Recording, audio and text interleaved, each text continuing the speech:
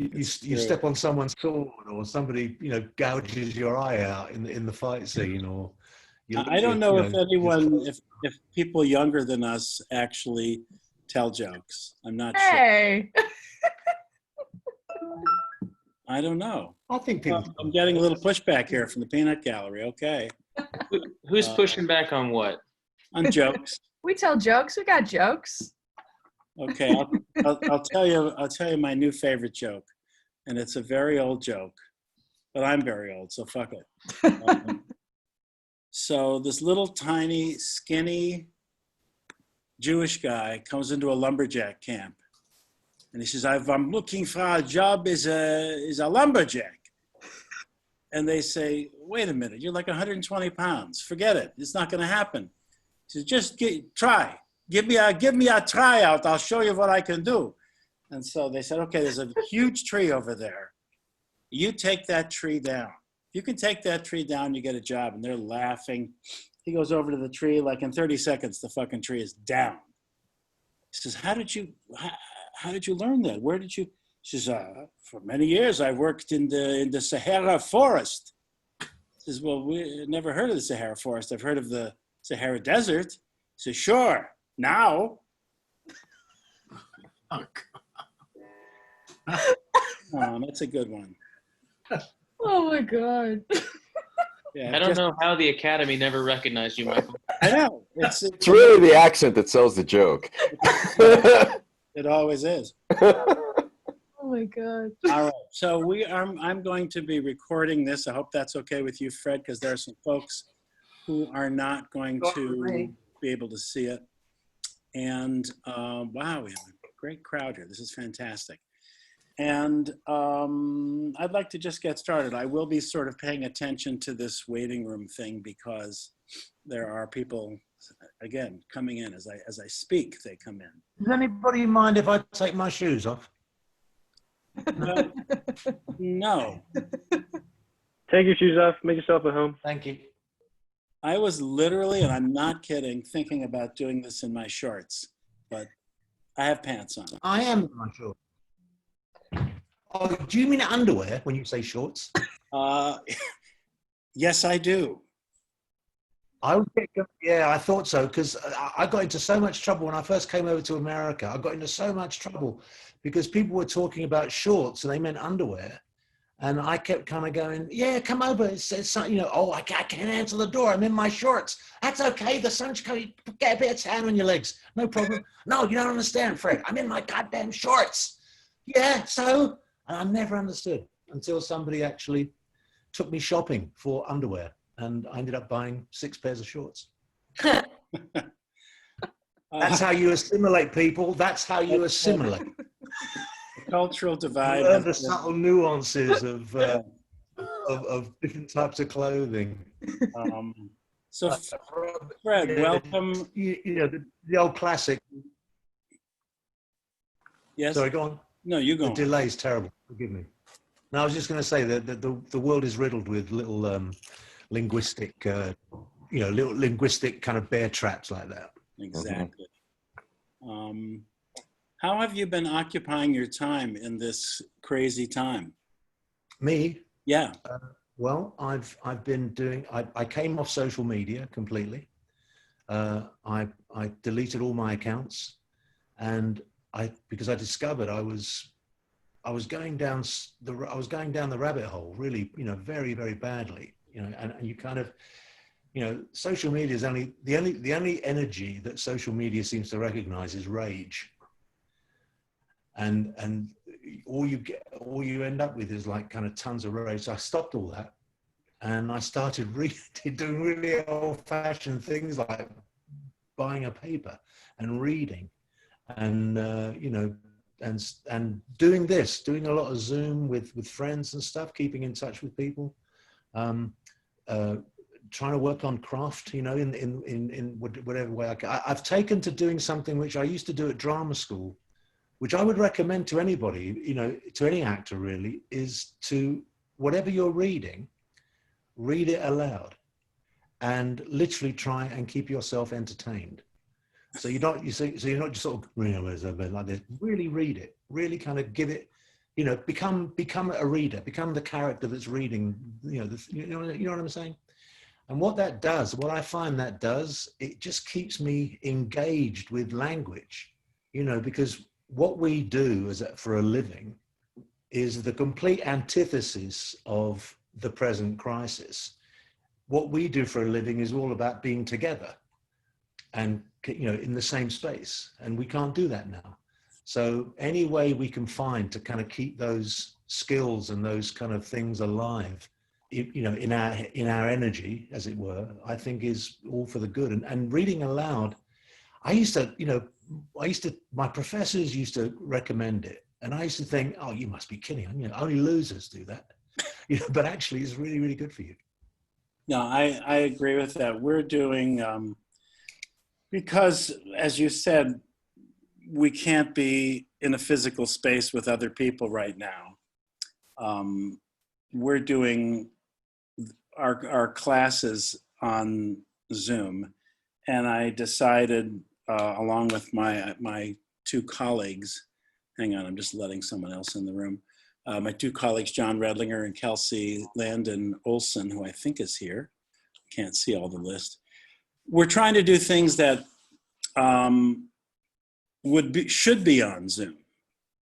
We're not trying to do Streetcar Named Desire on Zoom. We're trying to do things that feel like they should be on it. And a lot of it is actor generated. And my job, I feel the job for all of us is to try to stay engaged, like what you just mentioned as far as just reading aloud. That's so simple and so doable. Last night, somebody in my class, and I can't see if she's here yet. Lane, oh no, Laney's coming later, okay. So we can talk about that. This is a young woman who is so talented, and a lot of folks her age, and there's folks that age here in this configuration tonight, are just all of a sudden the gate comes down and you just can't get out. And so she was she's confessed to me, I'm kind of in a tough spot and I've been really not feeling creative. And I said to her last night, I said, just take 15 minutes a day and work on something. That's all you need to do for now. Just take 15 minutes a day, work on something, whether it's reading aloud, as you said, or writing something, or trying to memorize a sonnet, or whatever it is you want to do. Make it a habit and you will eventually stay sane, I think. I hope. Yeah. I could be wrong, but I agree with you. I think there's a lot to be said for that. You know, oddly enough, this morning I did a Zoom conference call with my old alma mater back in London, and I was talking with some students, and the assistant principal of the college was on for a while, and she said something really interesting, which was that they've got a problem because they've got students from all over the world, right, who've gone back to their countries, and their semester starts end of August, you know, the new intake, and there's no guarantee that they're going to be able to get into the country, and so a lot of the teaching is going to be like this, and they're kind of scrambling to find ways to make this work in a way that, so you're dedicating the work to this new format, right? Rather than, as you say, trying to do Streetcar Named Desire on Zoom. And they're finding it very, obviously difficult and challenging, but they're also finding it it's kind of focusing, particularly the younger, you know, the young actors, it's focusing them in a way that certainly my generation never had to think about. right. But it's actually kind of paying off in a way, because they're learning about their craft in a very immediate way. You know, yes. I mean, when we go and work normally, you know, under normal conditions, there's this kind of easing into the work, and there's a period of where you're kind of like feeling your way around and getting to know people and stuff like that. What this does is it kind of cuts all that out. And you're kind of much more, I think, if you're willing to let it happen, you can be much more vulnerable and much more available to the work because of it. if you see what I mean. I do. I Because think there's you know, everything gets, you know, and you know, you might do a class like this, and for the first couple of minutes, you might be fascinated by everybody's background art and what have they got on their walls and stuff like that, you know. But after that, when that wears away, it's this, and it's this little square, and it's intense, and I think Well, it needn't be a failure of process. It needn't be second best. It needn't be making do. It can be its own thing. it is its own thing, and we're doing a thing called 3-2-1 Scene Challenge, which is basically 3 pages, 2 characters, 1 location, and it has to happen on Zoom, and it has to be written. We will pair up actors, and they will write something, and we will give them writing suggestions, formats. They can come up with their own as well, like 2 long lost relatives who could not have met but on Zoom. All right. And they discover each other through ancestry.com or something like that. So we did that, and actually that work has been kind of incredible, to be honest.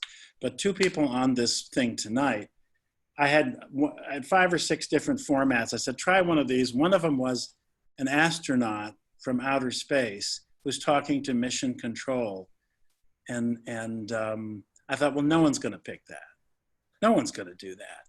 And Abigail did it, and Cameron did it. They're right down there below me. And it was like amazing. It was so cool. It was because that would happen on 2 talking head kind of screens. And I think I might have picked that one. What's that? I might have picked that one. That's kind of cool. Well, it was very cool. It was very cool. So in other words, I think what we're trying to do is, what we are trying to do is to create something that suits the format, and to that point, to your point, it does actually yield something completely new. So it's not like being in a room with people.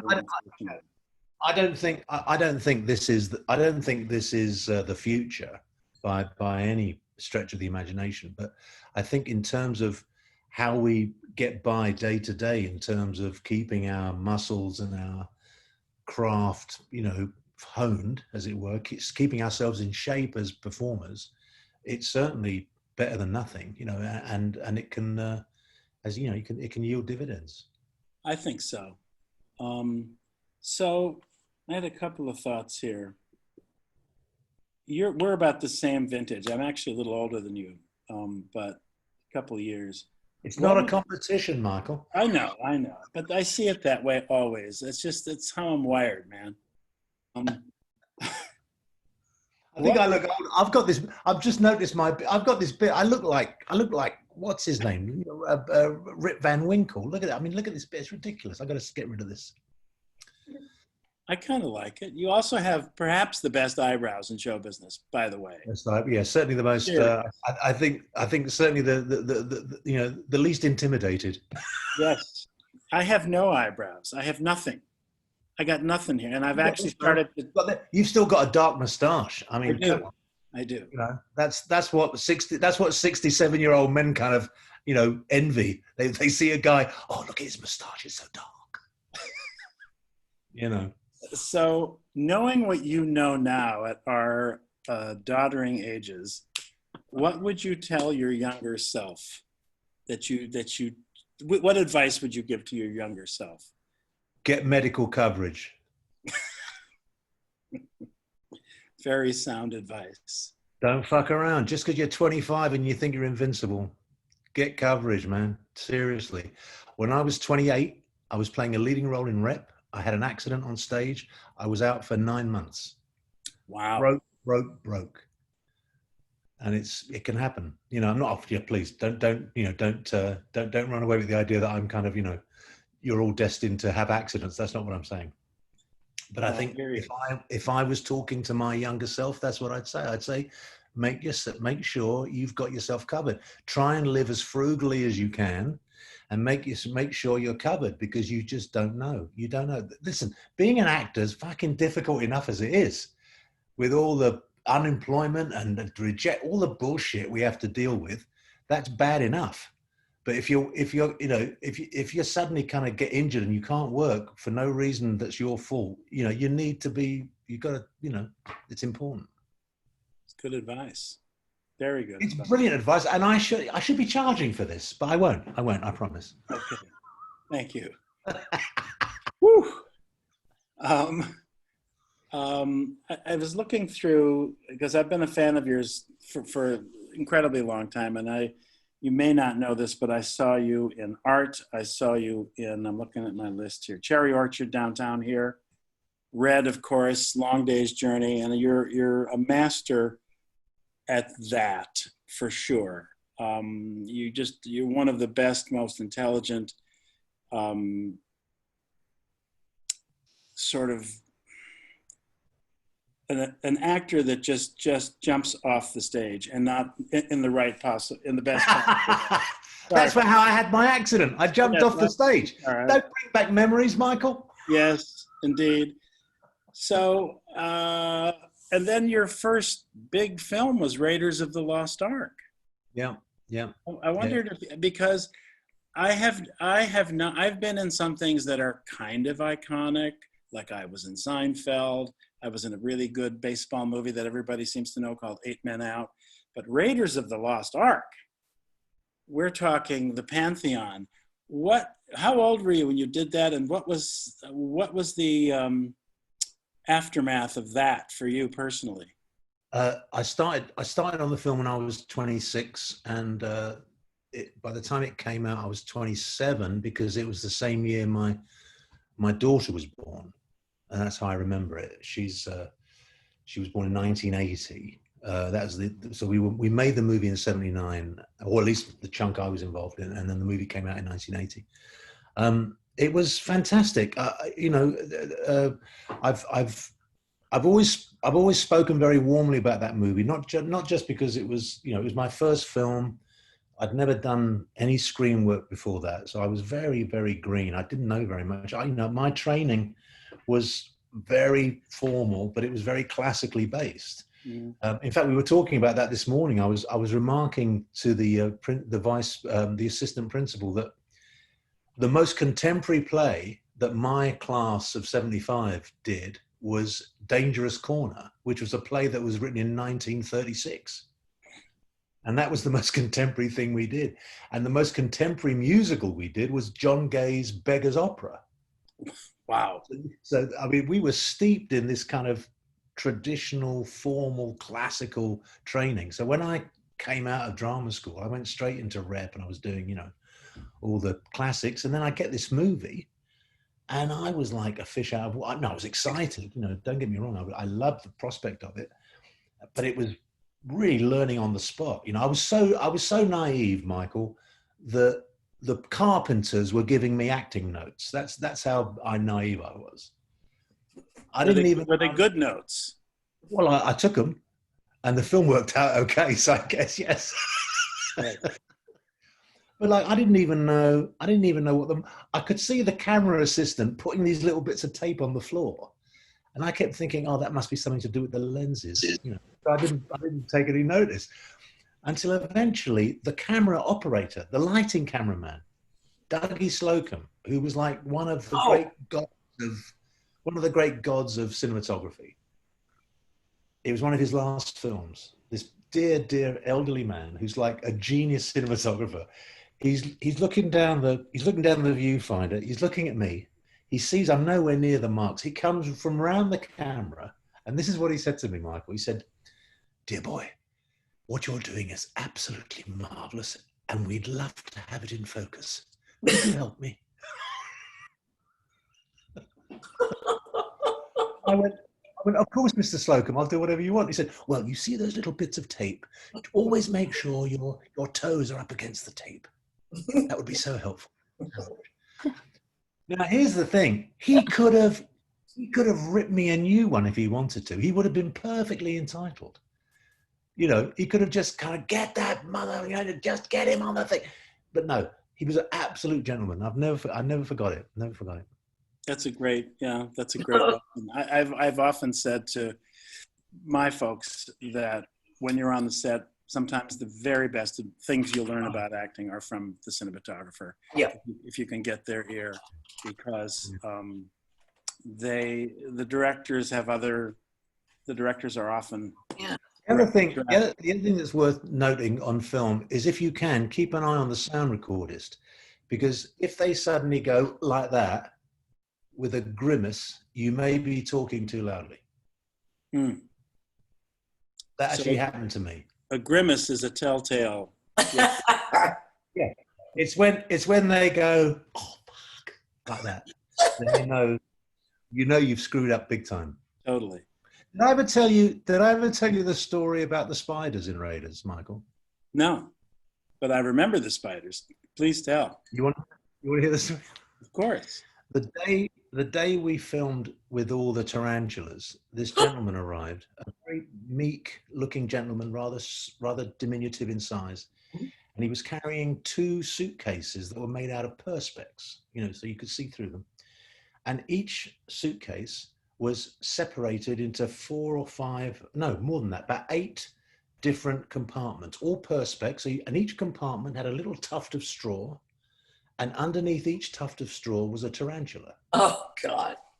So he's come onto the set with these things, and a day or two before that scene, Steven Spielberg, as we were wrapping up the day, he said, "Oh, Alfred, we're doing the tarantula scene tomorrow. You don't have a thing about spiders, do you?" And I think I kind of went, not wanting to look like an idiot in front of Mr. Spielberg, I kind of went, "Matt, spider? Nah, no problem." I thought he meant like the little garden spiders that creep up the plug holes, in the summertime. I didn't realize he meant these big hairy fuckers. So anyway, we get there. This guy starts opening these drawers, and he's pulling out, and tarantulas look really mean. They're all stripy and hairy. They're harmless, but they're always used in horror movies because they're so ugly. He starts putting them on me, and they're not moving. They're completely still. So action, nothing's happening. Spielberg then says, "Why aren't they moving?" And he goes, "Well, Mr. Spielberg, they're not moving because they're all males. And the lighting and the noise, it's frightening them." "Well, I can't have spiders that don't move. They look like, how do you get them to move?" So the guys had the little those A40, those aerosol guns that they use to clean lenses. They're squirting them at the spiders, and the spiders aren't moving. And so this guy then says, "Well, we could try and put a female among them. That might get them a bit excited." So he then goes back to the suitcase, takes out a female tarantula, puts her like on my neck somewhere, and the place goes fucking mad. They're like running all over the place, up in the bedding, all over my face. And so Steven Spielberg says, "Alfred," he's like miles away behind the camera. This is in the days before video assist. He's like behind the camera, and he's like, "Alfred, look scared." And all I could think of was saying was, "I'm fucking scared, Mr. Spielberg." Totally ruined the take. Totally ruined the... Anyway. That's great. That's great. Crazy. Yeah, I mean, we have stories. We have stories, and stories are great because they illustrate something. And it's, to me, it's like when we tell jokes or stories, or when we try to illustrate what it is how we feel, what we know. I mean, that's a great story. What did you learn from that story? Just that female spiders and male spiders are gonna mix it up? No, not well. I know that now, but I think what you learn from stories like that is that particularly in film, everybody in film is an expert in a very narrow furrow. We're all experts in our little field, and we all come together at some point, and hopefully this happens. And I was as guilty as everyone else that day. I didn't take this gentleman seriously. You know, he was the spy. We were, you know, he was the spider wrangler, and we kind of came in, and he was a little fussy and a little kind of precious about his spiders, about his charges. But this was his living. Yes. And in my youth, in my naivety, I didn't quite take it seriously. You know, what I know now, of course, is if I had to do that scene now, I would have gone to that gentleman and I would have spoken to him and I would have said, "Tell me everything I need to know about these spiders." You know, Exactly. whereas at 26, I was kind of like, you know, yeah, spiders, no problem. You know, so things like that. So you mentioned cinematographers, and one of the great cinematographers who was a dear friend of mine, Haskell Wexler. I don't know if you ever worked with Haskell. I never worked with him, but I'm very aware of his work. Yeah, absolutely. Well, his wife, Rita Taggart, is on this call. So she's waving to you.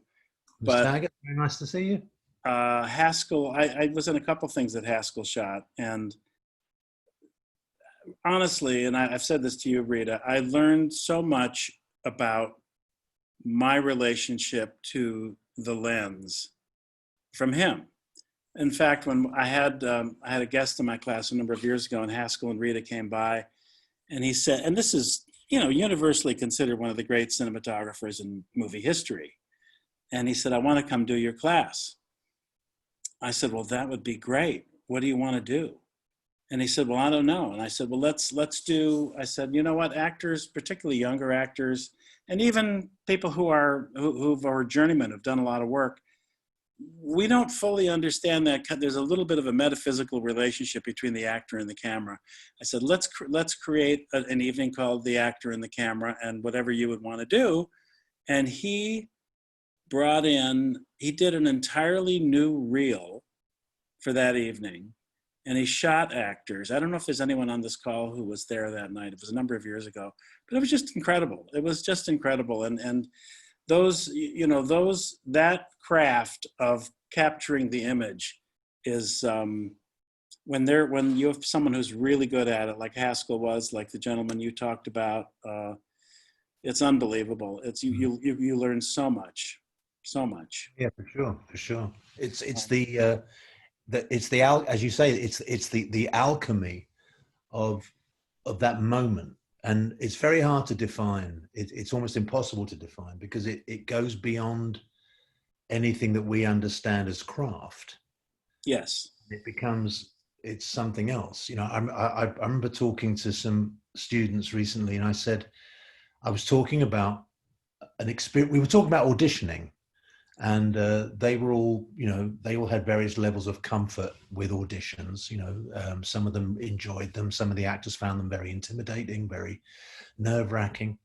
And we were kind of talking about, you know, different techniques and different skills that you can use to kind of get over that hump, and kind of not just physical and intellectual skill, but emotional things you can do for yourself to get you through that, you know, that experience, if auditioning is as difficult as that, you know, and it is for some people.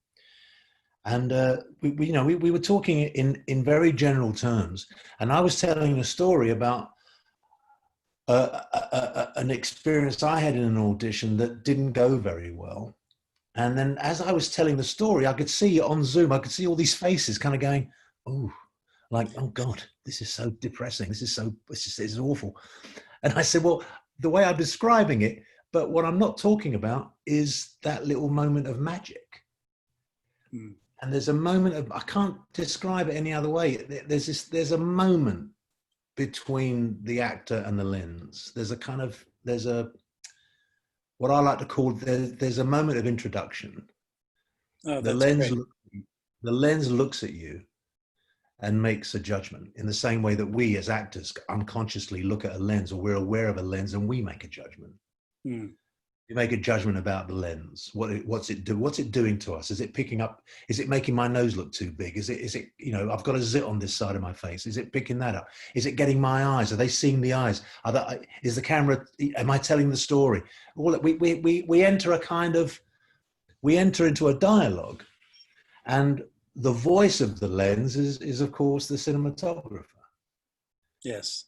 Yes. And so he or she is the person that will translate what the lens is trying to convey to you. And that's why I think that's such an important relationship. Did you ever work with somebody, and I've had this experience, but I'd like to hear about yours. Did you ever work with an actor who you were not getting much from in person, and then you saw it on screen and you couldn't fucking believe it? Oh yeah, that happens all the time. Yeah. Happens all the time. And that's why it's magic. That's Yes. why, that's what I'm talking about.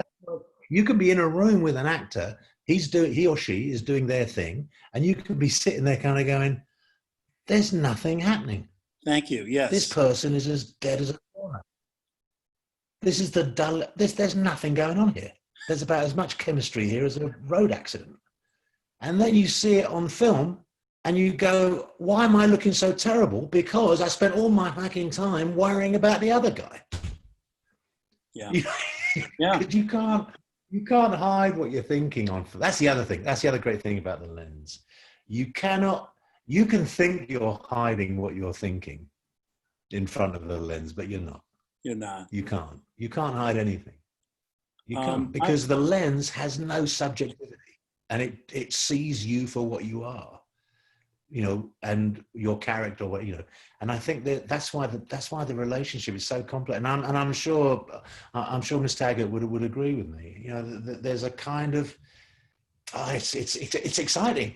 It's the exciting part. It's the part of the craft that kind of civilians have a lot of trouble understanding, because we start talking about it amongst ourselves. It's interesting, but you try and explain this to someone who's not in the business, and it sounds, I would argue, it sounds rather, well, rather boring. it's because you're trying to explain something kind of metaphysical. It's very unusual, and I had it happen once when I just could not believe what I saw on screen had such variance with what I felt I saw in person.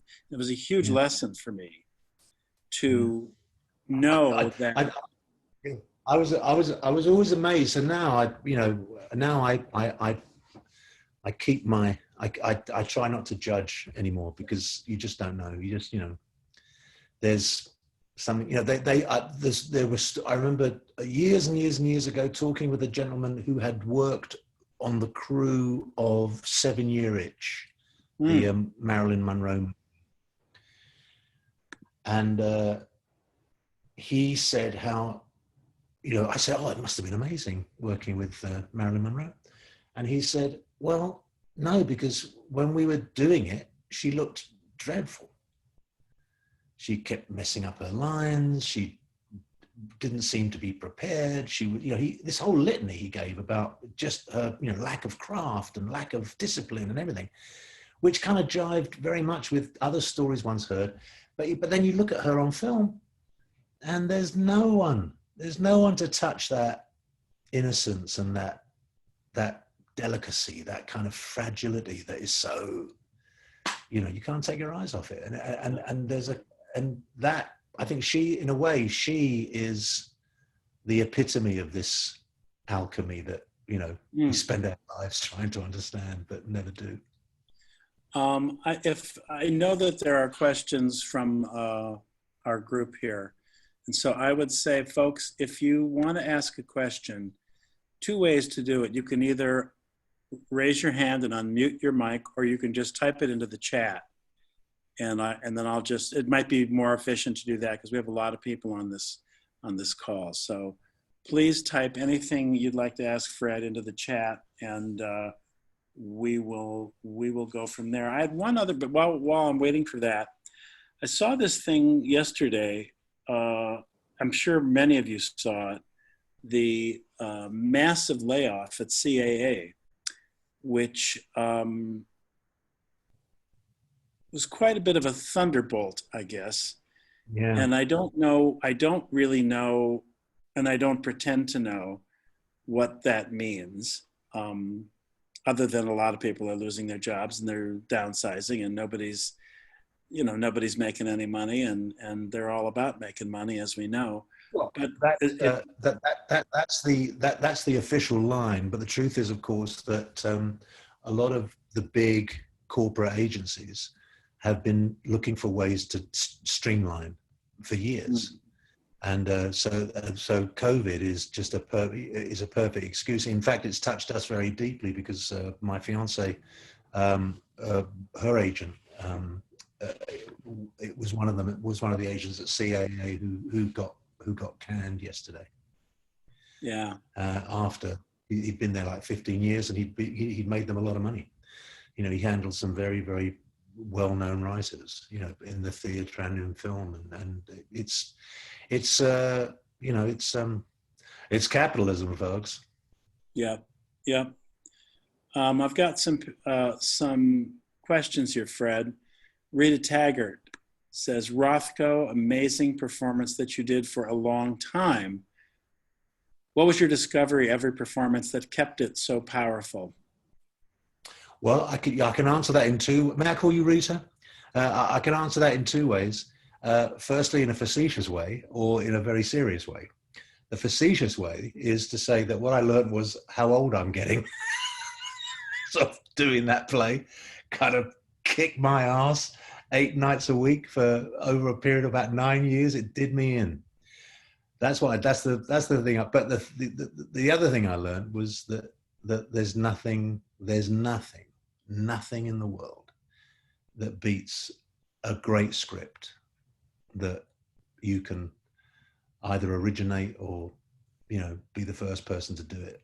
There's nothing like it, because you're at the absolute, you find yourself at the absolute apex of creativity with a director, a writer, a designer. You're all in it together, and it's the most brilliant feeling. And you know, it's why, however successful you might be in another area, in movies or TV or writing, whatever, if you've started in the theater, you'll always end up going back there, because no other medium gives you that connection with other artists in quite the same way. Yeah, when I saw you do it here in LA, and it was, and I came backstage too, and it was top 5 for me of anything I've ever seen in the theater, and I've seen a lot. And I'm not saying this to shine you on in any way. It was top 5. I mean, it was just, and part of it was you and the other young man, I forget, I'm blanking on his name now. Both just brilliant. They were in the end. There were 3. The first one was the first time we did it was with Eddie Redmayne, right? And who, this was, you know, he was just, because he hadn't done anything on film yet, I don't think, or he might have done. Oh yeah, he did. He did the other Berlin girl. I think he'd done already. And then I did it with Jonathan Groff in LA. That's who I saw. And the third iteration in London was with an actor called Alfred Enoch, who was a regular on How to Get Away with Murder. I can't remember the name of the character he played, but he was like the young kid who kind of helps Viola Davis with the murder. I hope that hasn't been a spoiler alert for anyone. Yeah, but again, you're saying that script was also just it was fantastic, and even when, you know, there's I don't know, I find that moment in work when you're, you know, working on new writing, and especially when the writer's there. I mean, we have that, you know, you have that luxury, but or rather you don't have that luxury, you know, if you're doing a kind of classical play very often. But to have John Logan there, and have, you know, when you say to a writer, John, what does this line really mean? I don't understand this line. What does it mean? And the writer says, well, I don't either. I was hoping you might be able to explain it to me. You kind of think, well, yeah, I guess this is what they mean by collaboration. Yes. As long as you're rowing the boat in the same direction, right? That's right. Yeah. Now, I did a thing about 5 years ago. I did a one-person play only because I'd never done it and I wanted to, and it was searching for that same thing. just searching for like, can I do this again? Can it feel Yeah. that great again? And it ended up being, for me, a great experience. But I agree with you. If you start in the theater, you go back to the theater from time to time, hopefully. I think it's important, frankly, to do Oh that. yeah. I'm getting to some other questions here. Brian Tishnell says, any good stories working on Spider-Man 2? Oh, where do I begin? Yeah, there's loads. There's loads. Lots of fun on that movie. There was a lot of fun. I think it was the first time I'd ever done anything quite that technological. You know, I'd never. I mean, when we did. Sorry, my little table here is shaking. When we did Raiders, for instance, the scene where Harrison lowers himself into that pit of snakes. That was Harrison or his stuntman really lowering himself into a pit of real snakes. We didn't have that. There wasn't, this is, 40 years ago. We didn't have the same technology. Now, of course, there's no snakes. Now it's just a big green screen on the floor and, all kinds of stuff. But you've got so much more possibility to excite the audience. You've got so much more. You can do so much more with computer graphics, and that was a big difference. With Spider-Man, it was all computer graphics. I think in that character, I did the least acting with another actor of anyone in the movie, because all my scenes I was either on my own or with versions of Spider-Man that were either stunt doubles or body doubles, or I was doing it on my own in front of a green screen. I was acting with tennis balls, tennis balls strategically placed so you gave exact eye lines. But I loved it. I didn't find it frustrating. It was a whole other way of working and a very exciting way to work, very, the funniest, I think one of the funniest things that happened to me was we were shooting a scene with Rosemary Harris. Now, Rosemary was in her 70s then. Now, this is, a while back. She's playing Aunt May, and we're suspended on these cables. We're shooting a scene. We're about 60 feet above the stage floor, and suddenly everything stops. And they're working something out with the computer graphics downstairs, but it takes too long to bring us down and take us up again, so they just leave us there. And we're up there, and it's getting hot. So I shout down to someone, any chance of getting the fans up? It's getting really hot. They open the dock doors to the sound stage. This breeze comes in, and Rosemary and I start swinging in this breeze. We can't stop it. We can't stop ourselves from swinging in this breeze. And as we've run out of small talk by now. And as we come across each other, I hear her say, "I'm classically trained,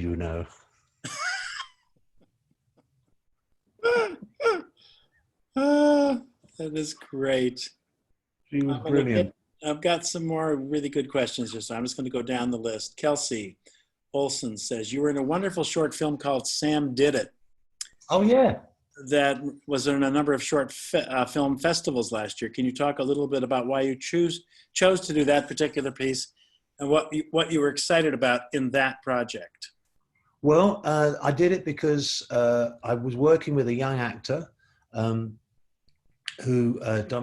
Dominic Burgess, who's an Englishman, and we worked together on Feud for Ryan Murphy.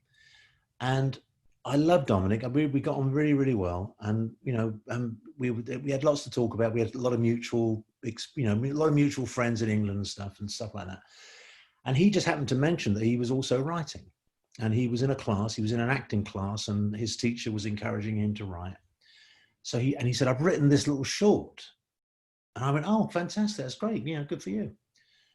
He didn't say anything else, and then maybe about 2 or 3 months after we'd finished the TV show, he called me and said, "Can I send you the script? We finished it now. Can I send it to you?" So he sent me Sam Did It.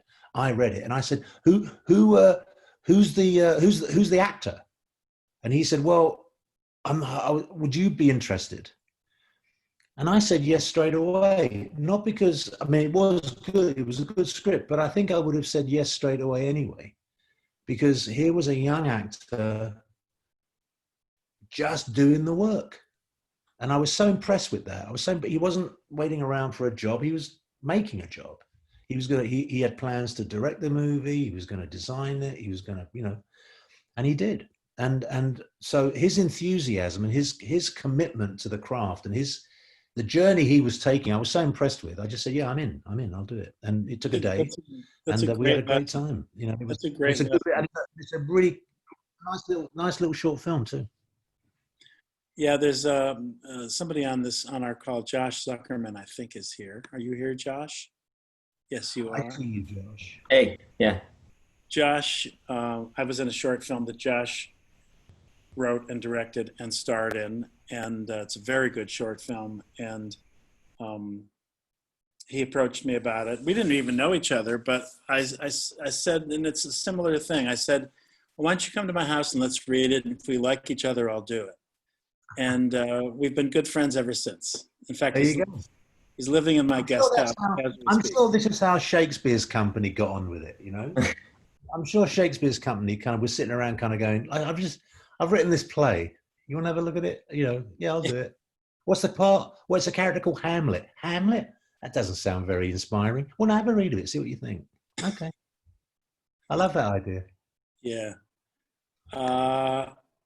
Let's see.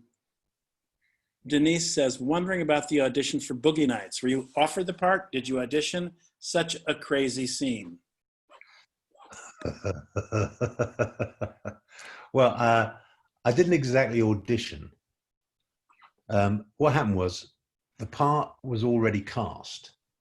This is what I was told. The part was already cast. And the actor I don't know who it was. I was never told. The actor who was going to play the part suddenly got a call from his manager or his agent and said, listen, I think this film's basically a porn movie. I don't think it's what you should be doing. I think I've read scenes from yours. I've read your scenes and it's a bit porno. So this actor drops out.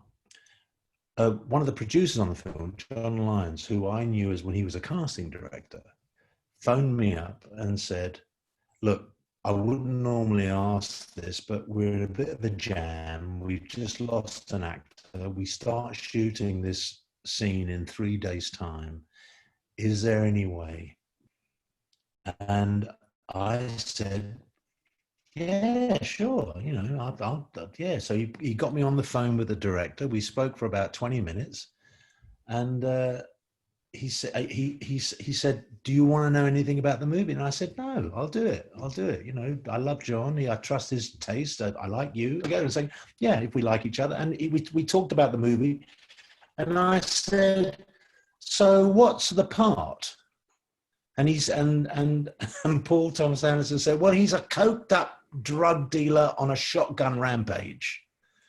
And I suddenly thought, have I ever done that before? No, I don't think I. So we did it. And I just turned up with having read the scene. Or the only thing I had to do was, he said, listen, there's only one thing you really have to prep. Everything else you can just wing it. But the one thing you have to prep is you've got to prep these 2 songs. They were huge hits, and they're totally integral to the character's life in the film. But here's the thing: when they were released in the States, those 2 songs, Bobby's Girl and the other one, neither of them were released in the UK, so they were completely new to me. So I didn't have any residual memory. Like if someone said, oh, you're going to have to sing Michelle by the Beatles, you kind of go, oh yeah, I think I've heard that before. But I knew nothing about these songs. So I spent 2 days walking around kind of going, Bobby's Girl, I wish I had Bobby's Girl. And I've got my headphones on, I'm screaming these songs out. And well, my daughter was staying with us at the time, and she's kind of wondering out, kind of going, what the fuck's up with Dad? He's singing, he can't even sing, singing. What's going on? He's talking about drugs and sniffing coke. Well, what's going on here? Eventually I said, oh, he's learning a part, darling. He's learning a part. Leave him alone. So I prepped the songs, really, really worked hard. And then I turned up, and then we didn't do the singing bit. We didn't do that little chunk until towards the end. The whole thing took about 3 days, but it was, oh man, it was fun. It was fun. We had to audition the cocaine because they had the prop department. You know, because everyone's snorting cocaine all over the film. The prop department had to come up with some kind of mixture that looked like coke and behaved like coke, which is more important. And the truth is that everything we tried, like the prop man came up with baby laxative that was mixed up with a little bit of a particular kind of artificial sweetener. We tried that, but it didn't work because as soon as the laxative hit the moisture in your nostrils, big white bubbles would come out of your nose. So we scotched that idea. And then eventually we had something, and we were serious actors, man. I'm talking about, you know, John C. Reilly and Thomas Jane and Mark Wahlberg and me, and we're all sitting around snorting these artificial lines of coke, kind of going, well, what do you think? What do you think? I don't know. I mean, you know, all trying to pretend that we didn't know what the fuck we were talking about. Oh my God. I'm gonna get. God, sorry. This is a great question from Venk. Venk says, do you have any particular favorite failure or an experience that didn't turn out as you expected, but perhaps gave you a new insight or belief? Yeah, I do. Now, how do we pronounce your name? Is it just Venkesh? Venkat? It's What's the correct Venkatesh. pronunciation? Venkatesh. Venkatesh. Correct. Thank you so much. Of course. Yeah, well, I'd say there was a movie I did in the former Yugoslavia called it was called something else when we did it, but eventually it was released as Manifesto. And that was a terrible film, and that was kind of nudging the edge of pornography. It was kind of just like on the edge. But the director was this big kind of intellectual art house director in Europe. He'd made a couple of really big movies in the 60s. He was like the god of independent art movies. And I just kind of went, yeah, that sounds fine. I've never done that before. I've always said yes to everything, basically. So I just kind of went, yeah, I'll do it. Turned out to be a complete disaster, but not only a disaster, but it was like, it almost made me give up acting. It was the whole experience was so negative that I ended up kind of thinking, I'm not going to do this anymore. This is, you know, there's no point. And it was really, you know, the weather didn't help. It was like a big confluence of every bad reason to make a movie, all in one. But but I've got to say, Venkatesh, that is the only time it's happened. And, you know, in 40 or 45 years of work, I'm proud of that. This is Abigail Sims says, when you accepted the role. Hi, Alfred. Nice to meet you. Abby, why don't you just ask the question? Oh, yeah. So when you accepted the role, did you ever think that the West End revival of Oklahoma would jumpstart your career? And can you please do the accent for me? What show are you talking about? Oklahoma in 1980, when you got the best newcomer. The musical. Yeah. All right. Sorry, I thought I've been thinking about Oklahoma. So I thought you meant the state for a moment. I'm thinking, yeah, just if you could do, you know, what you think it sounds like. It was, well, that was the first time I'd done. That was the first time I'd done a musical, and I'm not a trained singer by any stretch of the imagination. But you know, I already had a bit of a name for myself playing villains. So Judd Fry was kind of like, you know, that was the offer. But here's the thing about that show: every number in that show is a hit, except for one. And the reason why all the show numbers are is because they cut that number, Judd Fry's solo number. They cut it from the movie. So most people know the movie, and every show, every number's a hit. So when we were doing the show, you know, oh, what a beautiful big round of applause. Don't throw bouquets at big round of applause. Every song, big response. My song, crickets, like nothing. And the song, but mind you, I'm not surprised because the song starts like this. I'll do the intro and then I'll sing the first bit of it. It goes like this. Dum, dum, dum, dum. The floor creaks, the door squeaks. There's a mouse nibbling on a broom. And it's like this dirge. And all I could see every night was like 3,000 people going, I don't know this one. I don't know this one before. It was soul destroying. Soul destroying. And then the number comes to an end with this big, you know, in my lonely room. Nothing. Just that kind of polite sort of English kind of, good try, sir. Very good try. Oh. Judd Fry. Oh, Yeah. man. Yeah, but you're right, Abigail. I got my first Olivier nomination, so they could all that audience can go fuck itself. Here's an interesting question from Chris Schmidt. What was the tipping point for you to decide to come to the U.S., make that your home base instead of staying in the UK, where your career was seemingly going quite well? Well, it was purely emotional.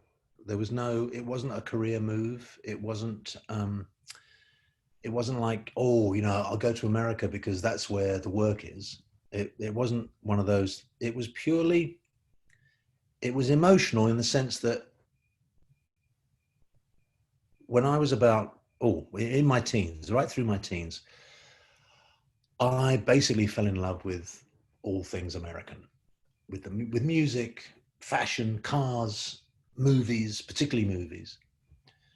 And I loved American films. I loved gangster movies. I loved Westerns. I loved kind of urban, gritty, you know, cop shows. And you know, I loved the language. It was the language, the muscularity of American English. It's muscular. It's a language that it's a style of English that's very much in the front of the mouth, and it's got an energy to it. Just in the language. I mean, you know, saying cheerio to someone doesn't quite have the same punch as so long, pal. Even something as simple as that. Yeah, I'll see you. You know, it's got a muscularity to it, and I fell in love with it.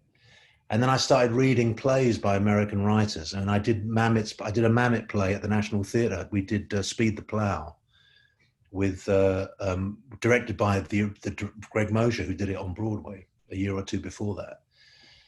And I got to play Charlie Fox, and I just remember I had this line in the play when he turns to the young secretary. No, he turns to his boss, who's decided to do this cockamamie book as a movie. And my line was something like, now you're going to turn around and shit on everything like something broke in your shopping bag. And I read that line and I thought, this is poetry of a whole other level. Now you're going to shit on everything like something broke in your shopping bag. It says everything about Charlie. It says everything about the person he's talking to, what he thinks about him, his lack of respect, his complete dissing of this man's good intentions. It was genius. And then I just thought, I want to do that. That's the language I want to play in. That's the energy I want to exist in. And so I got offered a job here. That was the lucky thing. I got offered a job and I came over and did it. And 3 months turned into a year. And then the next thing I knew, I had a mortgage and a dog. And I thought, shit, I think I've moved. That's such an interesting answer, because we may not see that the same way you do. No, you may not. It's true. But also what I'm not telling you is also the fact that in England, there was no, I did have a career. I was working, but the career had a kind of dead end to it because I wasn't English enough for the English. I've heard that from so many people. That's so interesting you say that. Sort of, the Merchant Ivory weren't going to hire me. I wasn't going to get part cast in George Bernard Shaw. That, there was a level of Englishisms and Englishness that I was just not privy to. And whereas here, my own ethnicity, I'm half Spanish, half Italian, a little bit of Jewish in there somewhere. In that ethnicity here, I was just part of a much, much wider spectrum. And I felt I could fit in here. Whereas in England, I was always on the edge of the big party.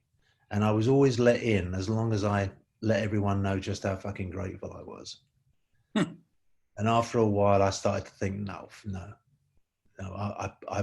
I work hard. I'm a serious person. I don't, I have fun, but I don't fuck around. And I want to work somewhere where that's respected and where that's appreciated. And when I came to America, I found a community of actors who work really hard. English actors don't go to class. They certainly, my generation certainly didn't. Whereas here, even well-known actors, successful actors are still going to class, still working on their craft, still working on their skills.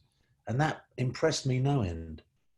And there was just a different atmosphere here, one that I really felt I could, and of course the community has been very welcoming, and I've always been very, very, very grateful for that. Did you ever, Fred, in your travels, work with or know an actor named Tony Jay? Yes, I have met Tony. I don't think we've ever worked together though, but I have met him. Yeah. Tony, I think, at one point was in the Royal Shakespeare Company, and he came over here with Nicholas Nickleby, and I knew Tony from the voiceover business. One of the most self-possessed people I've ever met. He's gone now, unfortunately, but Tony was a East End Jew, and he said the same thing to me. He said, "There's only so far an East End Jew is going to go." Yeah. And he said, he was so thrilled to be in America. He primarily, the last decade or so of his life and career, he primarily made a great deal of money in voiceover. But it's the exact same thing he said. And also, you've hit on something very practical and very true about the difference between the business here and over there. Is that here actors get paid for their work; they get paid residuals. We never had residual deals in England. So I made Raiders of the Lost Ark. The whole Paramount machine moved over to England and shot the whole film in Europe because in Europe there were no residual deals on contracts. So everyone got paid their fee, and that was it. So there was that as well. Just looking at some other questions here. Jorge says, you talked about... Jorge, ¿dónde estás, señor? Ahí está. And Jorge's cat is on... Yeah, there he is. Hi, Clyde. Está enseñando el culito.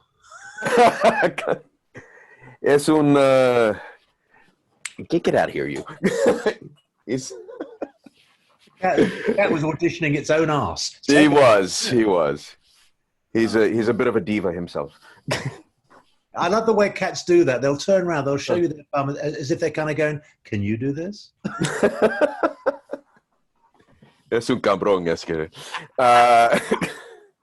Jorge, why don't you read your question? Well, you talked about health coverage, which I completely agree. I just had a trip to the ER myself, and thank God for my SAG-AFTRA health coverage, And I was just wondering, outside of acting, because we've been talking about acting, and you have had such a great life in itself. What other life hacks or advice do you have for young actors outside of acting? For example, romantic relationships or family or spirituality or mental health? Oh, that's interesting. Well, I I always think, I always feel very comfortable giving advice about acting because I think that's a common thing we're all interested in. And, you know, I've been blessed that I actually like the sound of my own voice. But the truth is that I don't feel very qualified to give people advice about what they do with their lives, only in as much as I think it's always important to have another life. It's important to have a life beyond the work, because very often the work, when it's happening, the work can be very, very rewarding and inspiring and exciting. But there can be times when the work isn't there.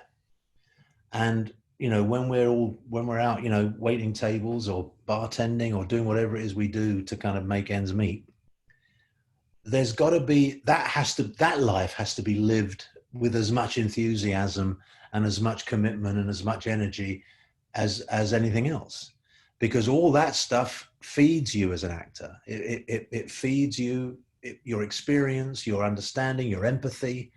You know, I mean, you'll be a very different person if you've spent a decent amount of time really doing a job where you're physically hurting at the end of a day. When you're coming to when you've had that experience and then you come and do a play or a movie, you have a completely different perspective on the term hard work. You have a completely different understanding of tiredness. And all that muscle memory becomes stuff that you can use at work. You can use it. You know, you read a play or you read a script and you've got a moment in the text when the character describes a feeling they've got, an experience they've had. If your experience is wide enough and extends beyond just the small kind of confines of this little village that we call acting, anything you do in that village, you're bringing in stuff from outside. You're bringing in a different kind of energy, a different kind of life. And that enriches everything. That makes everything, you know, so, you know, it's why I remember, there's another story against myself, but it's a good example of, do you remember a movie called, Quest for Fire? Yes. Ron Perlman. Ron. Great movie. The director of that movie was casting in London for all the, you know, supporting parts.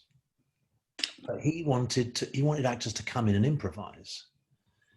So we all came in, we were in groups of 2 or 3, and we were kind of like improvising being cavemen.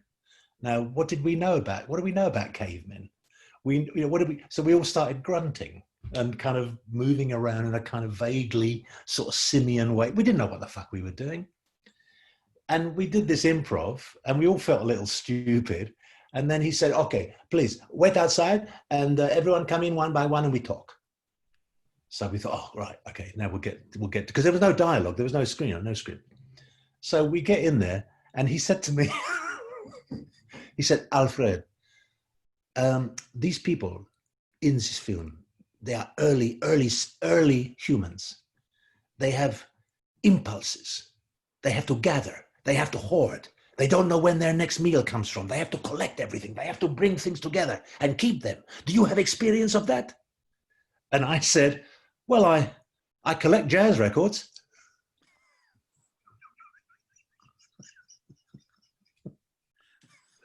Needless to say, I didn't get the job. You know, had I had a bit more experience of the world, I might have been able to, you know, make a more lasting impression to that conversation. I want to tell a brief story about that movie because it involves a couple of people that you may know. Certainly, I don't know if you know Perlman, but Ron has been a friend of mine forever. And somebody I don't think you know that I know quite well. He's one of my oldest friends in the world, is David Wall, who was in Fiddler on the Roof with you on Broadway. Yeah, David. Best kid on Broadway. And David went to that audition for that movie in New York and told me the same story. And he said to the people, he says, you don't want to see me, you want to see Ron Perlman. Because Ron is just that, you know, he just embodies that thing. And so he kind of lobbied for Ron to get that audition and got that Oh. movie, and that was. If I'd have known Ron then, I think I would have done the same thing. Yeah, he just said he said you don't want me, you want Ron Perlman. But here's the coda to my story. One of the actors who was auditioning with me was an actor called Kenneth Cranham. I don't know if you've ever heard of Kenneth Cranham, but he's a big star now, and has been for some years. And he's about 2 or 3 years older than me. I think he's nudging 70 now. He was one of the actors waiting outside the room when we were having the discussion, and we could hear the conversations. So he heard me say, "Well, I collect jazz records," because when I came out, as I walked past him, actually, we're friends. So as I walked past him, he just went, "Dozy fucker."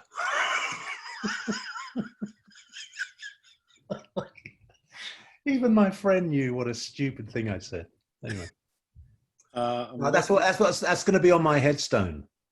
He was a dozy fucker. He was a dozy. I think that might get a few visits. Here's a question. I think that Bianca is on somewhere. I don't know where she is. Bianca Pampa said, "How influential was your role as Diego Rivera in Frida? That film meant so much to me as a young Mexican-American woman. What did it mean to you?" Everything. It meant everything. It was one of those jobs that was, creatively very satisfying, challenging, exciting. It was a really great role to work on. I was immersed in things Rivera for the best part of a year before we actually started shooting. I read everything about Diego. I read everything about Frida. I was into the whole muralist movement in Mexico in that period. I really went deep into it because it was fascinating. I'm not self-aggrandizing. It was just a fascinating thing to do. But I also realized that it was a real honor, this was a very important film for Salma to make. And she fought against the studio, she fought against Weinstein, she fought against everyone because everybody wanted her to cast it up. They said, we want to get, that. Apparently at one point, De Niro was being considered for Rivera. And she stuck to her guns and kept saying, "No, these are the actors I want." And she stuck to it. So that loyalty was very, very moving. And the chance to play such an iconic figure, such an important figure in Mexican art and culture and politics was, phenomenal. So I took it very seriously, and I learned a great deal.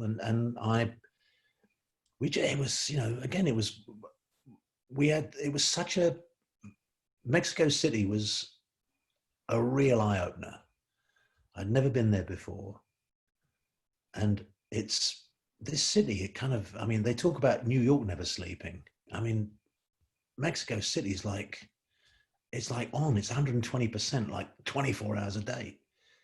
And, but the most brilliant things, suddenly hearing music, live music, suddenly a bunch of people coming out of a bar, singing down the street, but singing in harmony, singing beautifully, and it was all that stuff. The food, that was the thing. So our line producer, an American, said, "Guys, do yourselves a favor. Don't eat the street food.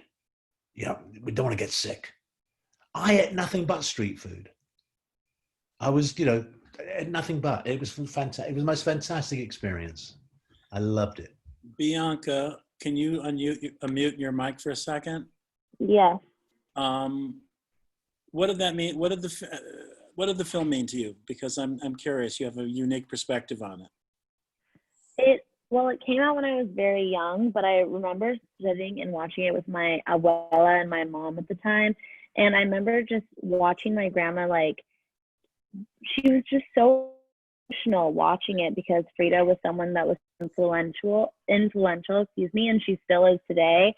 I think there's not very many, there's iconic Mexican-American women, but she is someone that captures everything when it comes to gender, sexuality, masculinity, and she did all these things and her art was I get like emotional thinking about it. I apologize, but you playing Diego Rivera was someone that was like the first real character that I was like, when my parents told me those are actors, like that's not actually Diego Rivera, and I remember being like mind blown at the time when I was younger. And it just means a lot for people that like me that grew up in Los Angeles, and I'm third generation Mexican American, and it was just a very influential film. It still is today.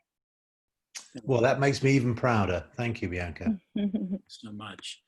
Looking at other questions here, some of which have already kind of been asked and answered. Any films, TV shows, or plays that have inspired you recently? From Zara. Oh, recently. Well, I watched a wonderfully anarchic and deliciously funny movie the other night with Adam Sandberg called Palm Springs. Andy With- Samberg. Sorry? With Andy Samberg. Andy That's it. Samberg. What did I say? Adam Sandler. Oh, Very not him. No, the other one, the better one. No. Yeah, Sandberg. And delightful movie. Totally took me about a good 20 minutes to work out what was going on. But then when it clicked, you know, that moment when a movie, you know, it's what my brother calls the aha moment, where you kind of go, oh, I see, now I know what's going on. Great little movie, and just so simple and so deliciously done. It was all about what was going on between the actors. It was just, you know, just gorgeous. And the thing that really impressed me on TV, two things. One was a series called The Outsider with I am actually currently watching that. yeah, well, I'll say no more. I don't want to spoil it. I'll say no more. But that one knocked me out. And the one that we started watching 2 nights ago, or rather last night, is a show on HBO called The Watchmen. Yes, that is definitely on my list. Oh man, that's like, I mean, you kind of go, this is seriously challenging, interesting television. I mean, I would argue we are in a golden age of TV. Absolutely, yeah. I think so. And I think COVID has kind of, in a sense, crystallized that, because, you know, we're all watching, you know, a friend of mine said, I'm terrified of coming to the end of Netflix. I don't think an end exists, but Yeah, the idea that there's a finite list of titles on Netflix. You know, I've seen my 55th Bollywood movie. I think I'm done. Yeah. And you know, but it's just fantastic. And I think, you know, and then they say that actors aren't necessary. They say actors aren't essential workers. You know, Right. What the hell are people watching? What the hell are they watching if they're not watching actors? I had this, this isn't my idea, but I will claim it. But I've heard somebody was saying all the streaming services like Netflix and Hulu and Prime and all that are probably making a great deal of money. Oh yeah. And it seems to me, because the live theater is on life support, it's very critical right now. And I know this from some people on the inside, that some rather major places may be no longer in business at a certain point in time. Mm-hmm. And it would seem to me these, you know, all the talent, a lot of the talent for the shows on all these streaming services are trained in the theater, come up in the theater. It is the training ground for actors, writers, directors. It would be really wonderful if even a small amount of seed money could be given to the theaters in some way from the profits they're making on streaming, as a way to establish kind of a farm system for talent. But I think it's too big of an idea, and I think there's too many. Well, I don't agree, Michael. I don't think it's too big an idea, but it may be too radical an idea. Yeah, maybe that's it. Because it's a brilliant idea, and it's one that, in a decent world, those companies would put some of that money back, because they would understand that that's where their talent's coming from. Their talent is coming from young actors, you know, young actors like we're talking, you know, these young actors in your class, that's where the talent is, and that's where it has to be nurtured, and they are going to be the beneficiaries of it at some point. Exactly. Yeah. And it's, you know, I mean, it's amazing. But then, you know, again, it's capitalism. I mean, no one's going to, you know, there's this weird I don't know. I might be controversial here, and forgive me, but I think outside our bubble, outside our little bubble of actors, in the people who employ us, still have in their DNA a kind of leftover residual stuff from the days when actors were treated as rogues and vagabonds, when they weren't taken seriously as artists, when we were, when acting was seen as a kind of soft option. I didn't get into nursing school, so I'd become an actor, all that bullshit. And we hear it in language. We hear there's still vestiges of that in the language. When actors aren't working, people say, "Oh, are you resting?" No, we're not resting. We're fucking looking for work. You see what I'm saying? And I think there's a leftover of that, and that gets translated into not taking this pool of talent seriously at a point where it should be nurtured. And because I think there's lots of, there's so much now. I mean, there are so many services, so much, everything's been so kind of, what's the term? Is it amortized or something? When everything gets split up, there's so much, they're crying out for comment, they're crying out for content. So things aren't going to change very much in the next few months, maybe even years. Yeah, I mean, it is a radical idea, but I respond so strongly to what you just said about people's perceptions about what we do. My father, when I told my dad, when I told my dad I was going to be an actor, he thought he gave me that look, which was a kind of weird mixture of pity and disdain. But when I actually got my first proper theatre gig, like in a theatre that he would have recognized as a proper theatre, he said to me, "So the play you're doing, how long is it?" I said, "It's about 2.5 hours, Dad." 2.5 hours? At night time? Yeah. "So what you do the rest of the day?" This notion that 2.5 hours at the end of the day is like, like our day starts at the half-hour call. Right. And then I got into this whole thing with him about, what do you think I'm an amateur? So I wake up in the morning, it's the first thing I think about. It's on my mind all day long. I'm getting, my whole day is geared towards those 2.5 hours. They're the most most important 2.5 hours in my whole life. I was absolutely furious with him. I was furious with him. And then he turned around and said, "But it's a musical." Oh my God. Turner Classic Movies has been playing a lot of Carl Reiner movies. Yeah, of course, yeah. The great Carl Reiner just passed away. And the first movie he ever directed, and it's based on a novel that he wrote, is Enter Laughing. Have you seen that? I think I saw it a long time ago. And it's about that. It's exactly about what you're talking about somebody who has a young man who has a passion for doing this, whose parents, it's so Jewish. It's like, here's Jewish, it's beyond Jewish. It's so fucking funny. I lived in that neighborhood once. It was on a day or two ago, and I howled. It's so clever and so smart, but it is about that. It is about. I'm sure everyone's got their version of that story. Yeah, exactly. And at a certain point, you have to sort of put that away and say, it's my life. And I take agency over that. And this is what I'm doing. This is my dream. And I'm going to rise or fall regardless. I think my parents only began to take it seriously when they could see that I was paying my bills. I was raising a child. I was being a mensch, just doing what you have to do. And when they saw that kind of slightly mitigated their sort of their lack of trust in my decision. They were worried for me. That was what they used to say. Well, it's not very secure, and but my mother, my mother would come and see plays, and she would love it. And she'd be, "Oh, Fred, I'm so proud." She'd be so proud of me. And, she used to love coming backstage and meeting the actors. She always got very flirty with them. She loved the whole world that we were in. You know, she loved it. Yeah. But you know, but it was only when I started, you know, paying for my own holidays, they kind of went, oh, well, maybe he has made the right decision.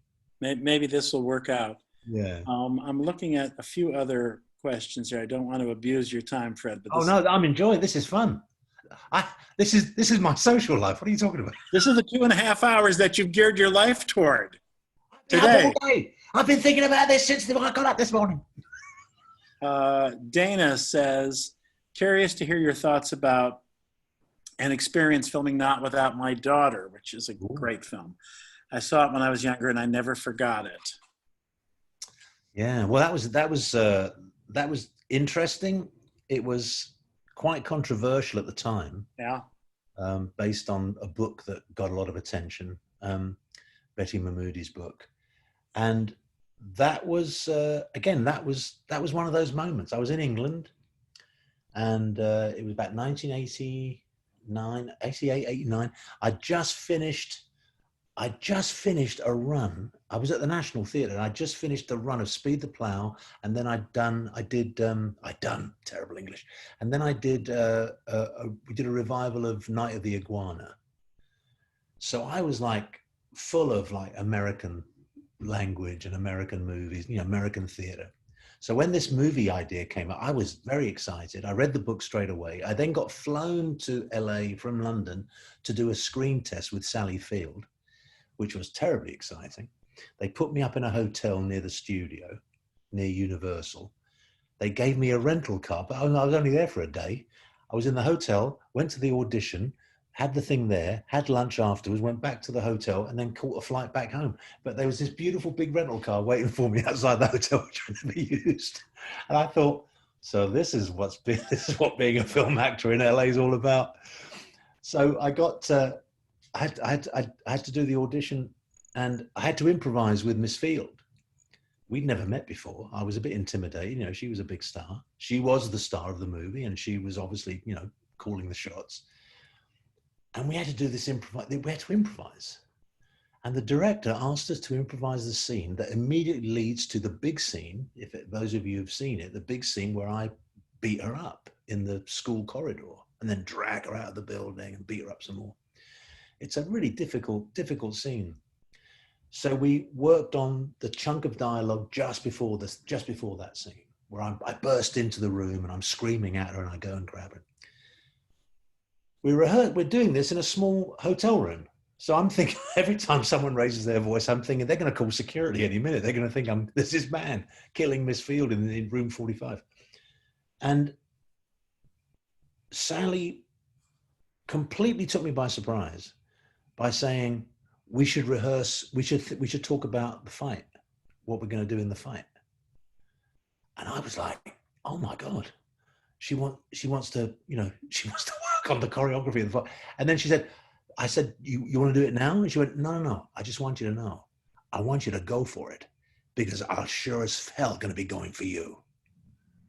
And she said this, and she came right up into my face and said it. And as she was saying it in a very jokey way, but in a very serious way, what she was basically saying was, I'm serious and I hope you are. So when she said, you better go for it because I'm sure as hell going to be going for you, I stayed there with her and I said, oh, I'll go for it.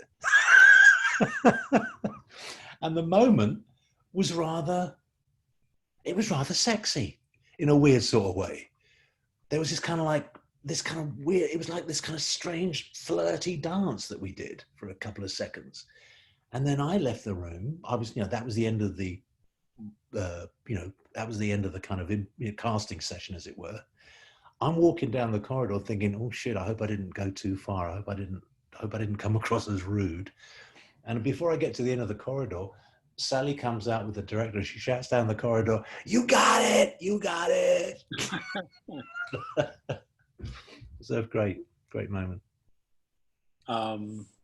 Looking at another, Sherry says, you mentioned how elated you were to see Americans continue to work on their craft no matter where they were in their career. Any memorable, illustrious classes you took here? Did you get in with any acclaimed teachers. And on that note, could you tell us about your training and early funsies, I guess? Guys involved in grade My school. early funsies. I never talk about my funsies, people. I'm Your sorry. funsies. No, I think we're recording this. This is off limits. My funsies? What's that? No. Sherry, you can ask this question. I would probably, I think the definition is like, oh, you know, I played such and such in Guys and Dolls in. Oh, you're talking about things for fun. No, when you were young, I'm talking really young, 12, Oh, right. 13, 9, you played a tree, you were in the church choir, that Got it. type of stuff.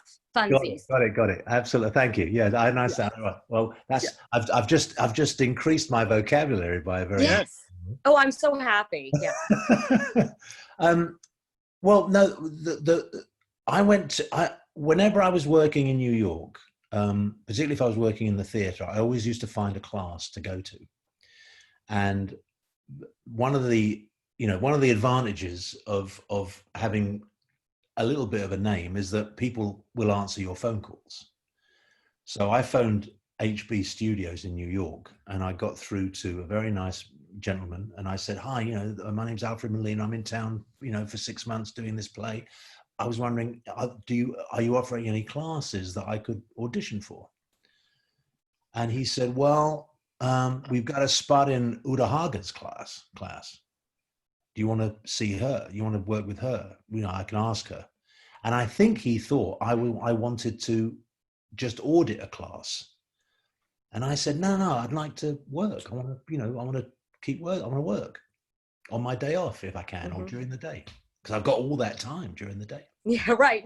You're not doing anything during the day, right? I worked with Uta for about 6 weeks. It was summertime, and then she took off, for the summer break.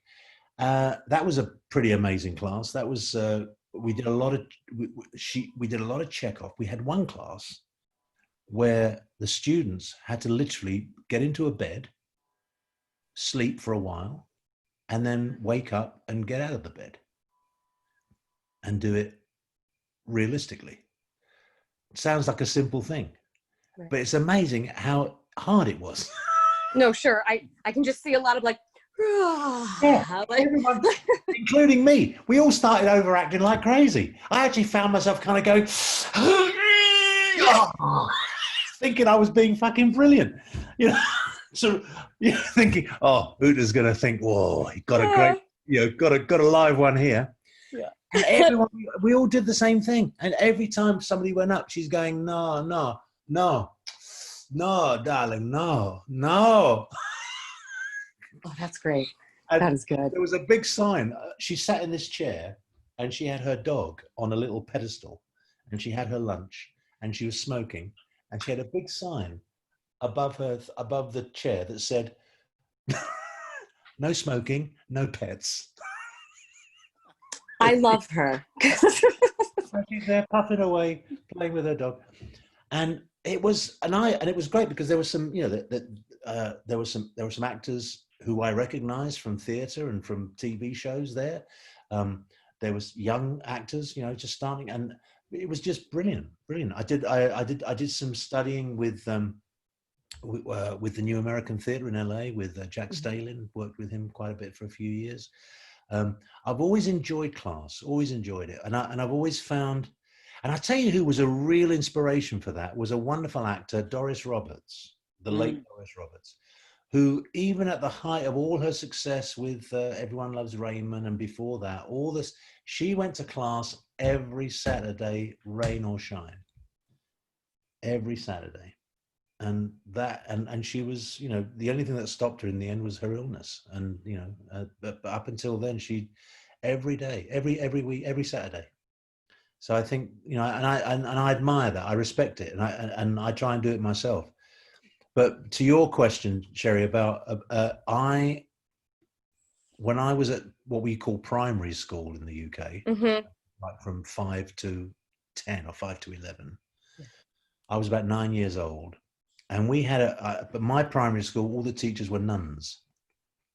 But we had one nun, Sister Mary de Patsy, who was Irish, and had a soft spot for drama. She loved, the drama. She loved kind of singing and dancing. So she used to do this class with us in the afternoon. It was like the last class of the day. And I think it was a way of calming us down and getting us ready to go home, where we would do these little exercises. Like we would all stand and look out the window. And she would say things like, now, imagine there's a beautiful bird on the windowsill and he's talking just to you. And you're having a private conversation with this beautiful dove that's on the windowsill. In your imagination, in your heads, children, just have the conversation in your heads. And we'd all get into it. And I'd be, and then she'd say, no, the bird's flown away. How do you feel about that? Is it making you sad? And then we'd all start crying and we'd start, we were all like giving it loads. And I remember at the time kind of going, this is fantastic. This is the greatest thing I've ever done in my life. I love this. And I remember loving it so much. I was looking around and seeing my other mates in the class and they were into it as well. It wasn't like I was the only one. And she'd do that it was like on a Wednesday night, Wednesday afternoon. Oh God. It was like the best. God, that name. I never good name. actually did. I did play a wise. I was one of the three wise men in the nativity production with beards made of crepe paper. That's very, I can just imagine. Bits of cotton wool. Very cute. Very fun. And Sister Mary de Patsy saying things like, now remember Alfredo, remember, you're an old man. So we'd all start going, thinking we were geniuses, Oh, absolutely. Getting into it. That's brilliant. I have a question here I need to tell a story on this actor, Chris Frost. Give a wave, Chris Frost. Hi, Chris. Chris Frost is a wonderful actor in my class. And I'm going to ask this question, then I'm going to put it in sort of a context for you. He says, you naturally have an awesome sense of humor and you love to laugh. Is it hard for you to not crack and stay in character when you're in a comedy such as Maverick? Now, the framework for this is Chris laughs quite a bit at times when he's kind of actor. And the thing that I love about it is and I'm quite serious now. With Chris, it's about he's having so much fucking fun. He's having so much fun that he kind of can't stop laughing occasionally. There's a joyousness to it. And so that's the framework for the question, but I'll leave that to you, Fred. Yeah, Chris, you're my kind of actor for a start. I think that's, and I really mean that. It's this thing we have, this when you can laugh readily, it's the same thing as being able to cry readily. It means that you're in touch with some emotional well that you can use. It's all about using what you've got, isn't it? What we do, it's all about using whatever's in you. No actor can promise to be brilliant every night, but what you can promise is to be the best you can be that night. And you can give the audience everything you've got that night. That's the most we can promise. The rest isn't up to us. So if you've got the capacity, if you have that ease to kind of reach some kind of emotional point, you're halfway there. You're halfway there. Being able to laugh or wanting to, having the energy to do it, finding things that spark that laughter, that's the same instinct that is going to spark deeper emotion, more painful things when they're necessarily having to come up. It's I always get really pissed off when directors try and stifle that intuitive instinct in actors. Because it's like denying them the chance to really kind of let something go. And I'm not talking about behaving wildly or irresponsibly. I'm talking about within the confines of what's required, in the job.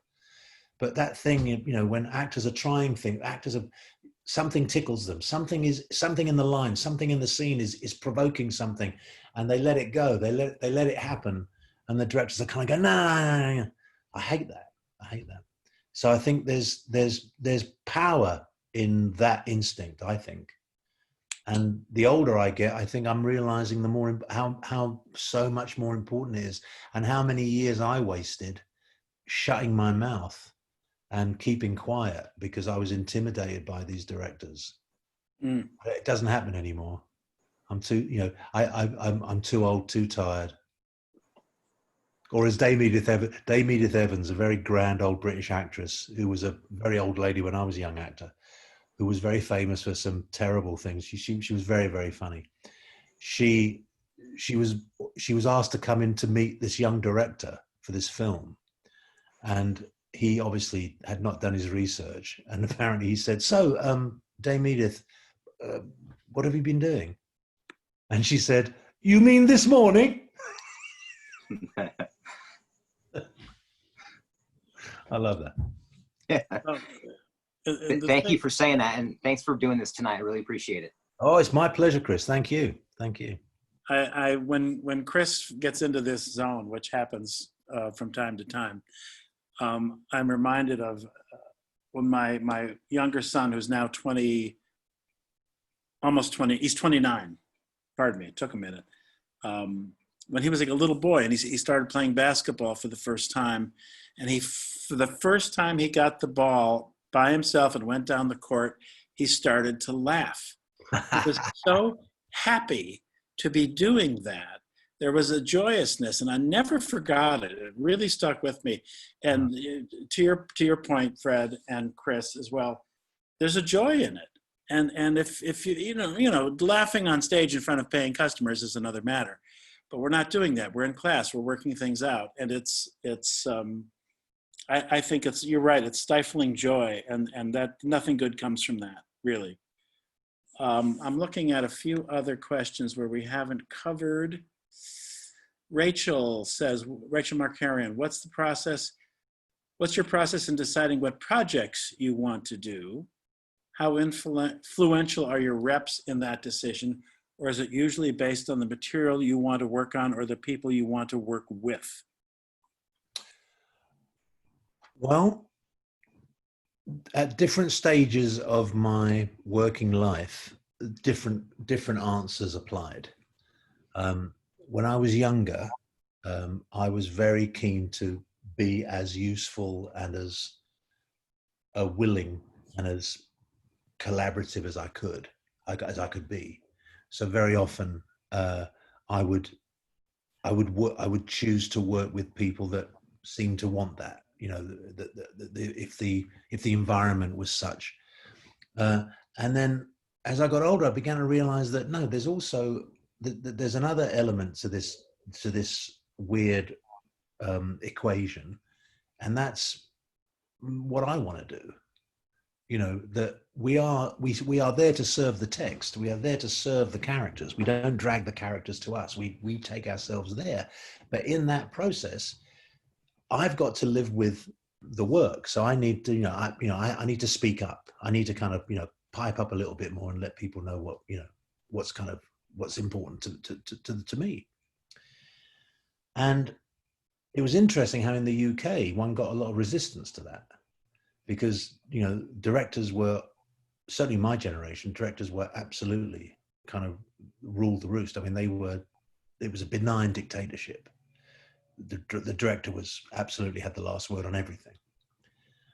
When I came here, I realized that process was much more collaborative.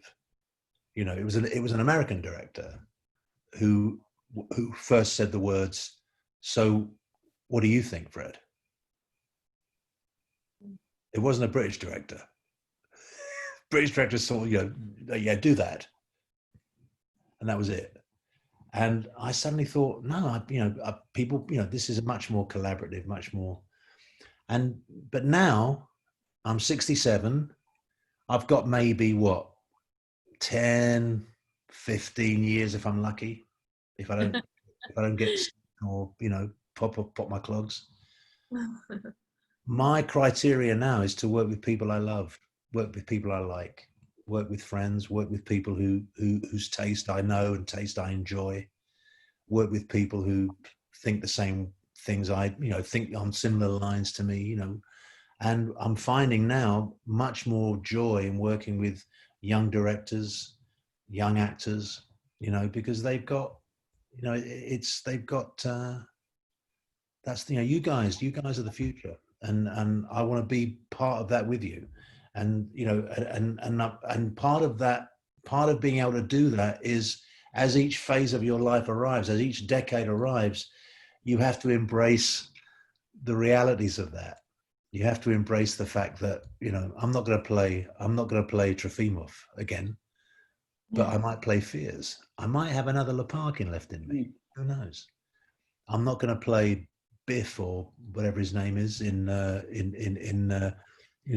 Death of a Salesman, but maybe I can play Big Daddy in Cut on a Hot Tin Roof. There's you arrive at different stages and different roles become appropriate. I always tell when I talk with young directors now, young filmmakers at the, I'm on the board of governors at the Academy, so we have a lot of kind of courses and stuff that we work with young filmmakers, and I always say to them, listen, you're going to need a really old granddad one day. Remember my name. Always work in the room, Michael. Always work. That's right. There's two questions here that are kind of similar. Intertwined. Similar, but Brian Tishnell says, what do you think the key is to working on Chekhov? And Chris Schmidt says, can we ask Fred's experience about doing the cherry orchard at the Taper, which I saw. I thought it was superb. She said it was one of the most, oh no, I lost the question. It was one of the most moving, successfully presented productions of theater in LA I have ever seen. Wow. So talking about the cherry orchard, Brian Tishnell, who's a wonderful actor in my class, is asking your approach to Chekhov. And yeah, well, I think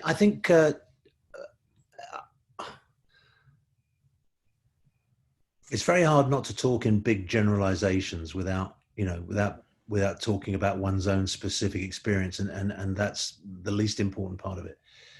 But I think, like all great writing, part of you as an actor has to just be willing to get out of the way. You've got to get out of your own way.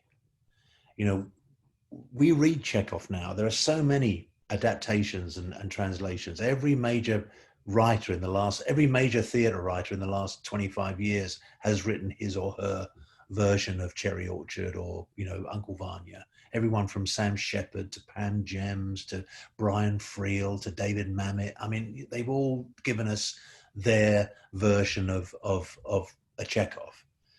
And the truth is, nothing much changes in these, and I've read them all. Nothing changes in these different editions, in these different translations, except colloquialisms. In one translation, Leparkin's first line, it might be something like, "Look at me, waiting for them to arrive, and I fell asleep."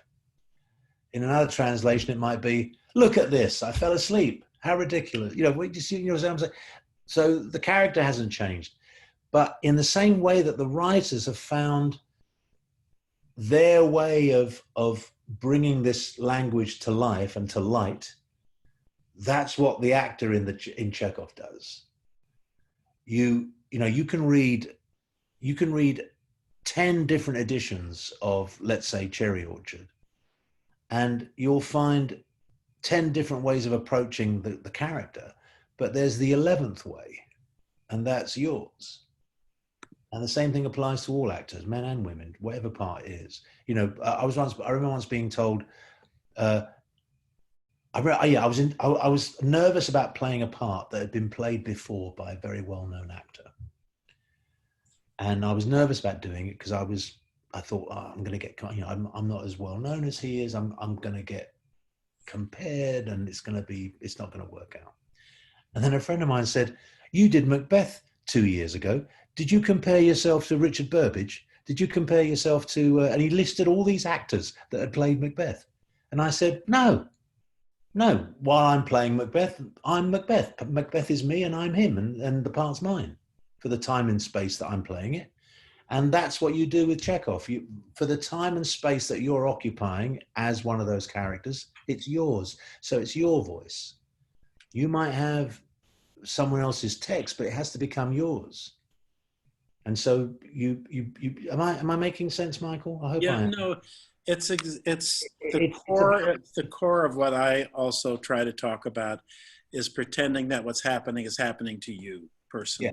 Yeah, exactly. I mean, it's kind of, and I've said this before. You knew exactly how to do this when you were 4. The 4-year-old knows how to do that.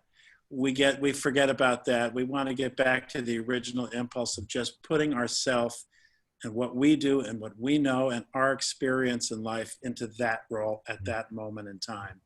And we did a production of I wasn't in it. I was involved backstage. We did a production of Three Sisters at drama school, and the director gave the actors who were playing the show, gave them an exercise where they had to find a phrase that absolutely encapsulated their opinion and their relationship to the actor, to the character they were talking to. And the exercise was, you started every line that you had with this phrase. So, you know, one of the sisters, when she was talking to Astrov, every time before she said a line, she went, "But I love you so much," and said that before every line. It was just an exercise. But what was interesting was that exercise enabled those actors to absolutely own that language. They owned it, because that exercise gave them a way into that moment that on paper, the moment doesn't really exist. So when it came to actually playing the moment, they had this kind of, their homework had been done. They came on with that line, the unspoken, the subtext. Right, of course. And it was a brilliant exercise. A bit laborious when you were doing it, you know, especially when your line was something like, "Oh, it's behind the door," and you have to say, "You revolt me. I am disgusted by you. It's behind the door." You know, it got a little laborious, but it kind of got things going. And I've always, you know. That's a fantastic. I'm going to use that. I'm going to steal that. That's a great exercise. I'm looking for. Have I covered everybody? Have we come to the end of Netflix? Well, we've come to the end of the internet. We've come to the end. There's a roadblock, and we're done. We're finished. I knew there was an end to the internet. I knew it. There is. You've got to really go a ways to get it. Anybody else before we let's see, hang on. Alfred, somebody writes here. Who is this too? Oh, this is from Emma Donson. Alfred, I just wanted to say thank you so much for the best advice I've ever been given from you the last time you were at Michael's class. Advice is bullshit. It's what's worked for me and didn't work for me and probably won't work for you. Am I saying that right, Emma? I think I kind of more or less said that today as well. I think so. I'm always loath to it, but you know, I was with Jonathan Price once. We've been friends a long time, and we went and did a talk with some drama students in London. This was many, many years ago, and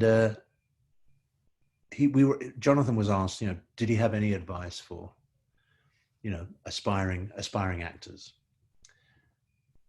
And Jonathan said something like, "Just don't go up for the same parts as me." Yes, indeed.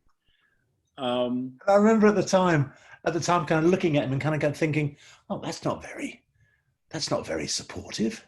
But I think it's what they needed to hear, because it was like there was this atmosphere in the room that you know, this was going to be such an easy life, you know, that we were all going to, you know, go off and do beautiful things with beautiful words. And he just kind of brought it all down to, like, you know, the reality about you're all going to be scrambling against each other for parts. You're all young. You're all gorgeous. You're all going to go for the same parts.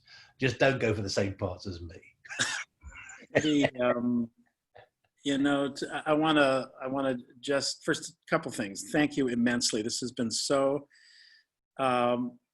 useful and inspiring, if I can use that word, because we are, as you are as well, we are landlocked here in this moment. And we're all, and I mean, I have a number of young folks who have expressed to me, you know, they're just launching out and all of a sudden there's nothing to launch out toward. And my advice is, you know what, stay in practice, stay hopeful, stay optimistic, be ready when the world is ready for you.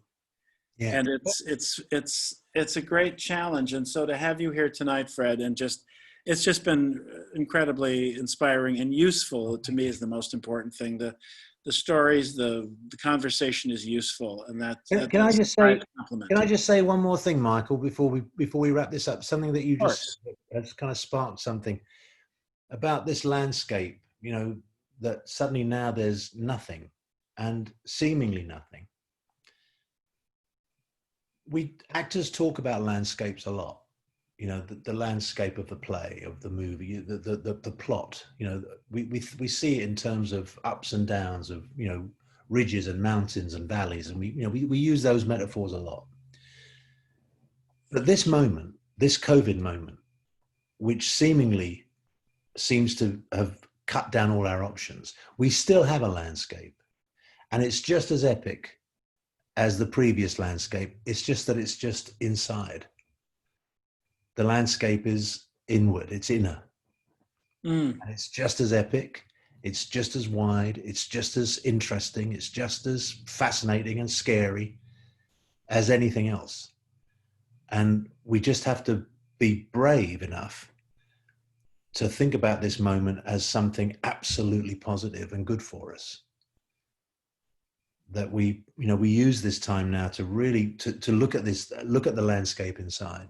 Because when we all come out of this, I'm convinced of this, when we all come out of it, we're actually going to be better.